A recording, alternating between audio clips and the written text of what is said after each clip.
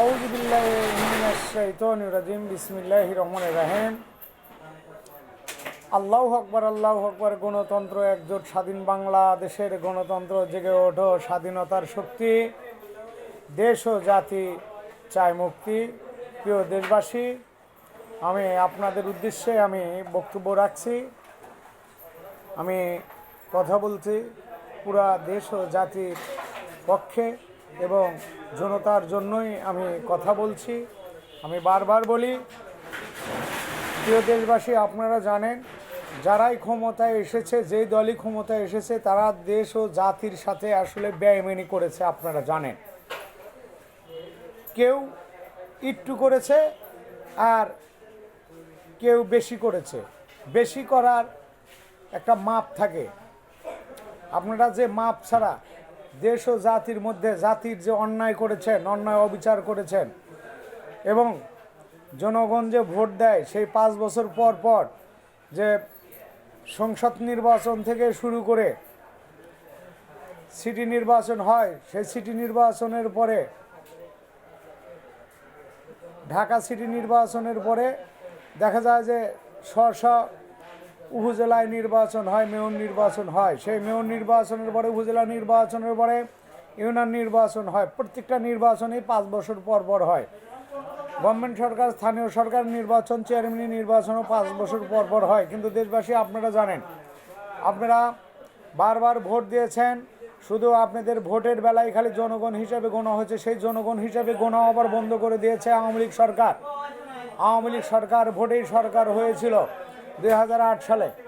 আপনারা জানেন সেই ভোটের মাধ্যম দিয়ে সরকার হওয়ার পরে দেশ ও জাতির সাথে কি অন্যায় করেছে। কিন্তু আমার কথা এখানেও আছে, এবং এর আগে যে নির্বাচন হয়েছিল, বিএনপি সরকার যে ক্ষমতায় ছিল, সেই ক্ষমতায় থাকার পরে ক্ষমতায় থেকে সরে যাওয়ার আগ মুহূর্তে দেশের প্রশাসন এবং আর্মি, সেনাবাহিনী, বিডিআর, সশস্ত্র বাহিনী, পুলিশ সহ এরা কি করেছিল, এবং এই দেশের আইনজীবীরা কি করেছিল, স্বরাষ্ট্র মন্ত্রণালয় কি করেছিল, এবং উকিল, মুক্তার, জজ, ব্যারিস্টার এনারা কি করেছিল, এবং ইউনিয়নের চেয়ারম্যানগুলা কি কাজ করেছিল, যে বিএনপি সরকার ক্ষমতায় থাকতে পারলেন না এবং সেই ক্ষমতায় আসতেও পারলেন না নির্বাচনে। কিন্তু তার কি ভুল ছিল আর কি অপরাধ ছিল যে সেই অপরাধের কারণে বিএনপি সরকার ক্ষমতায় আসতে পারলো না। কিন্তু আমি যে বিএনপির পক্ষ নিয়ে যে কথা বলা, আমি তা বলছি না। আমি দেশ ও জাতির পক্ষ নিয়ে কথা বলছি। মূল বিষয় হলো দেশ ও জাতির পক্ষ নিয়ে আমি কথা বলেছি। এখন মূল বিষয় হলো যে আর্মি এবং সেনাবাহিনী, সেনাপ্রধান সহ প্রধানমন্ত্রী শেখ হাসিনাকে প্রাধান্য দিয়েছিল, এবং প্রাধান্য হলো এই যে তারেক রহমান, বিএনপি যখন ক্ষমতায় ছিল সেই তারেক রহমান সকল প্রশাসনের সাথে তার একটু বাধা ছিল, এবং সমস্যার মধ্যে দিয়ে সেই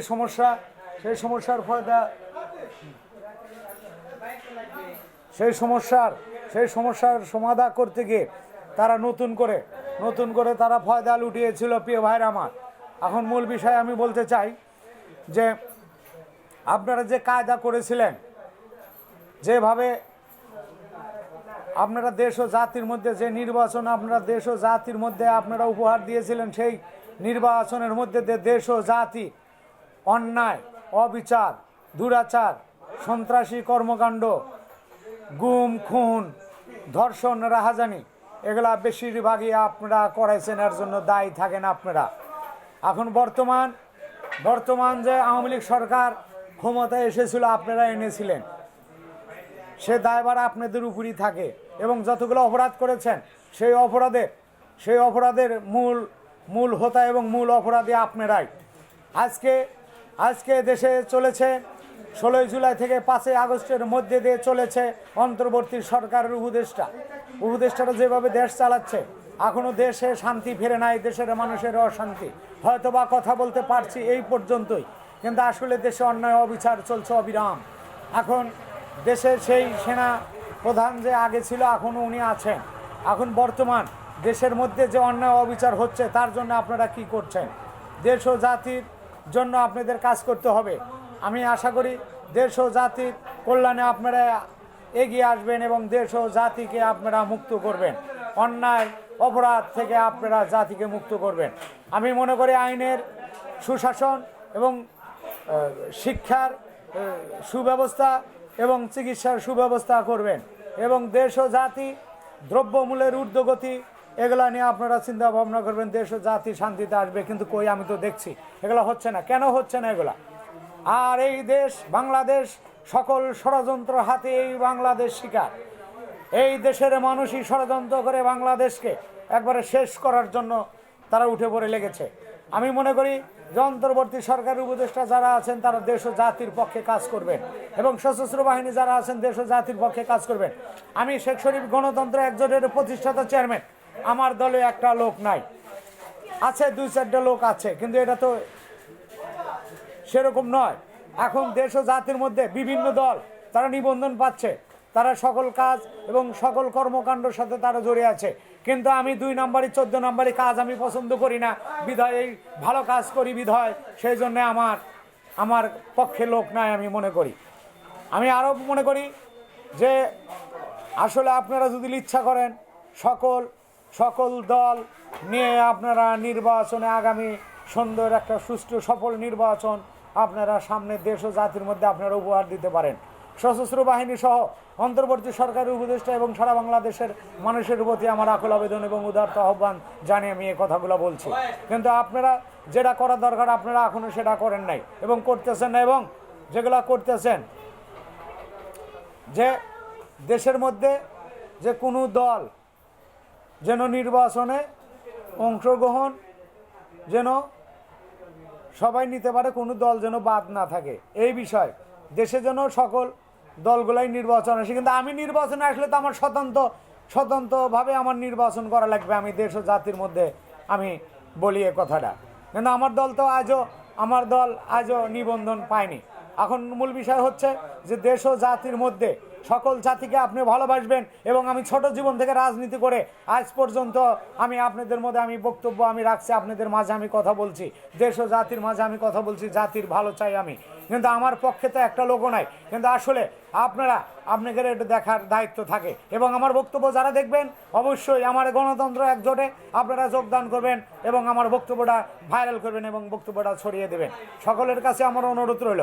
আমি আশা করি যে আমি 18 সালে আমি এমপির নমিনেশন উত্তোলন করার পরে আওয়ামী লীগ সরকারের সাথে আমি নির্বাচনে আমি অংশগ্রহণ করি নাই এবং আওয়ামী লীগ সরকারকে আমি মত দেই নাই এবং জাতীয় পার্টিকে আমি মত দেই নাই। কারণ আমি বলেছি দেশ ও জাতির জন্য কাজ করতে হবে, দেশ ও জাতি ভালো থাকবে, দেশ ভালো থাকবে।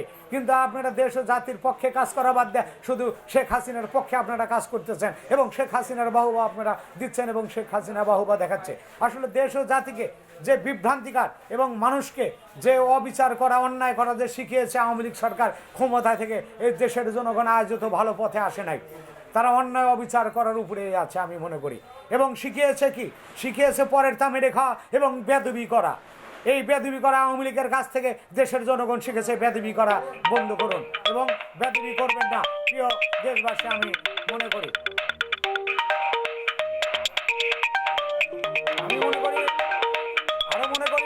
দেশ ও জাতি শান্তি থাকবে এবং সেই সঙ্গে অন্তর্বর্তী সরকারের উপদেষ্টা আপনি ভালো থাকবেন। আমি বিশেষভাবে দেশ ও জাতিকে আমি জানাচ্ছি যে এবং আপনারা দেশ ও জাতির কল্যাণে আপনারা কাজ করবেন এবং যে সকল দল আপনারা দেখছেন ক্ষমতায় এসেছে তারা কি করেছে, তারা অন্যায় অপরাধী তারা করেছে। আমার এই কথার মধ্যে আরেকটি কথা মনে পড়ে গেল যে বিএনপি সরকার যে ক্ষমতায় ছিল মালয়েশিয়ায় যে মিল কারখানা ইন্ডাস্ট্রিজ করেছিল, সেই মিল কারখানা সেই ইন্ডাস্ট্রিজ এখনও আছে কি না, এবং প্রধানমন্ত্রী শেখ হাসিনা 15 বছর ক্ষমতায় থাকলো, সেই মিল কারখানা সেই প্রধানমন্ত্রী শেখ হাসিনা কি করলো সে বিষয়টা জানার দরকার আছে, দেশের জনগণ জানতে চায় আমি মনে করি। আর বাংলাদেশের সরকার আপনি সুইজারল্যান্ডের সুইস ব্যাংকে আপনি বহুত টাকা রেখেছেন। আপনার মন্ত্রী মিনিস্টাররা, আপনার চেলা চামুন্ডারা, আপনার দালালরা, আপনার সিটার বাটপাররা, হ্যাকাররা বহুত টাকা বাংলাদেশ থেকে কামাই করে তারা সেই টাকাগুলো বাইরে রেখেছে। আপনারা জানেন যে রংপুরের হুইপের 2টা গাড়ি সেই গোল্ডেন মনির কিনেছিল যে একজন কাপড়ের দোকানের কর্মচারী, তার হাজার কোটি টাকা হয় কি করে? আওয়ামী লীগের স্লোগান দিয়েছে আর হাজার কোটি টাকা কামাইছে। কিন্তু প্রধানমন্ত্রী শেখ হাসিনা যে উনি ছিলেন, উনি তো সেই খালি জয় বাংলা শুনেছেন আর দেশের জাতির লগা একবারে বিনাশ করেছেন। এবং উনি খালি ওনার বাবার জয়গান শুনেছেন এবং দেশ ও জাতিকে একবার চেপটা বানা ফেলাইছে। এই হলো হাসিনার কাজ। আর উনি বলেছিলেন ক্ষমতায় আসার আগে যে আমি সাধারণ ক্ষমা করে দিলাম। উনি যে সকলকে যে ফাঁসি দিয়েছেন, আসলে এটা কোন কোন কারণে ফাঁসি দিল, কোন বিষয়ে ফাঁসি দিল, দেশ ও জাতি জানতে চায়। উনি যদি সেই রাজাকারের গেরে যদি ফাঁসি দিয়ে থাকে, জামাত ইসলামকে যদি ফাঁসি দিয়ে থাকে, তাহলে সবচেয়ে বড়, এদেশের সবচেয়ে বড় রাজাকার হলো হাসিনা, এবং হাসিনার দল যারা করেছে তারাই হলো বড় রাজাকার। আর রাজাকাররা এই দেশে আসতে পারবে না, তাদের দল কোনোদিনও ক্ষমতা আসতে পারবে না। এবং আওয়ামী লীগের নিবন্ধন একবার চিরতরে বন্ধ। এবং আওয়ামী লীগের দলে যারা এমপি, মন্ত্রী, মিনিস্টার হয়েছে, যারা নেতা হয়েছে, তারা কোনোদিন এই দেশের মাটিতে তারা রাজনীতি আর করতে পারবে না। এই কথা বলেই আমার বক্তব্য আমি এখানে শেষ করছি। প্রিয় দেশবাসী, অবশ্যই আমার বক্তব্যটা ভাইরাল করবেন। এই কথা বলে আমার বক্তব্যটা আমি শেষ করছি। প্রিয় দেশবাসী, ভালো থাকবেন। আসসালামু আলাইকুম ওয়া রাহমাতুল্লাহি ওয়া বারাকাতুহু।